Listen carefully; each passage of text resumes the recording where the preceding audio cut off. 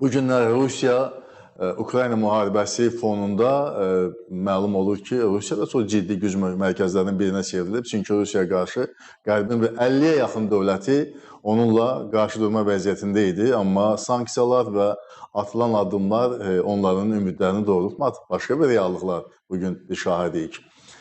Eyni zamanda Avropa İttifaqı bir güc mərkəzidir, iqtisadi güc mərkəzidir. Yəni bu güc mərkəzlərinin sayı getdikcə çoxalmaqdadır. Və belə olan halda indi bilirsiniz, daha sadə yanaşmanı mən söyleyeyim. Bugün sanki dünyamız iki qütbdən ibarət olur. Bir şimal, qlobal şimal, digərisi qlobal cənub. Fikir verirsiniz, qlobal şimalın şəksiz lideri bu Birləşmiş Ştatlardır. Qlobal cənubda bəs kimdir? Bu lider qlobal cənubda Çindir. Əvvəllər belə bölgü var idi. Birinci dünya ölkələri, bu qərb ölkələri idi.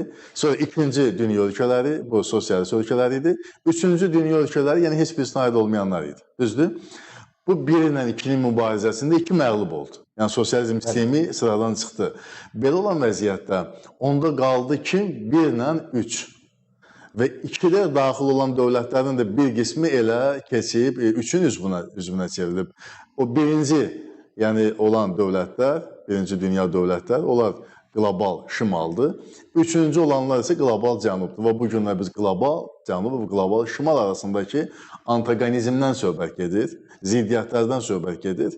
Və Azərbaycan isə öz orientasiyası baxımından qlobal cənubun üzvüdür və bizim missiyamız çox unikal missiyadır və biz bunu COP29-da dünyaya nümayiş etdirdik ki, Azərbaycan dövləti bu günlər COP29-u keçirməklə bütün dünyanı paytaxtımıza toplamaqla həm qlobal şimal, həm qlobal cənub ölkələrini Bakıya dəvət etməklə bütün dünyanı narahat edən iqlim təhlükəsizliyi məsələlərini önə çıxardırıq və nəticədə biz nə edirik?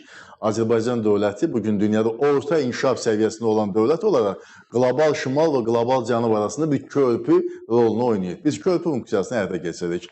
Bu çox unikal bir şansdır, imkan və biz bundan maksimum istifadə edirik və yeni Azərbaycan paytaxtının deməli, rəhbərliyi ilə, təşkilatçılığı ilə keçirilən məlum bu konferansda da bütün bu məqamlar diqqət mərkəzində saxlanıldı.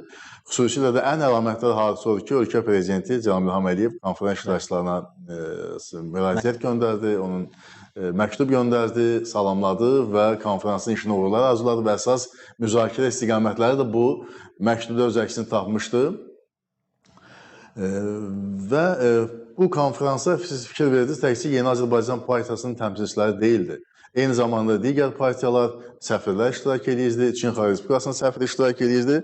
Ta siz yaxşı dediniz, süni intellektə qədər məsələlər müzakirə edildi. Çünki söhbət o məsələlərdən gedir ki, dünyanın bu günləri trendləridir.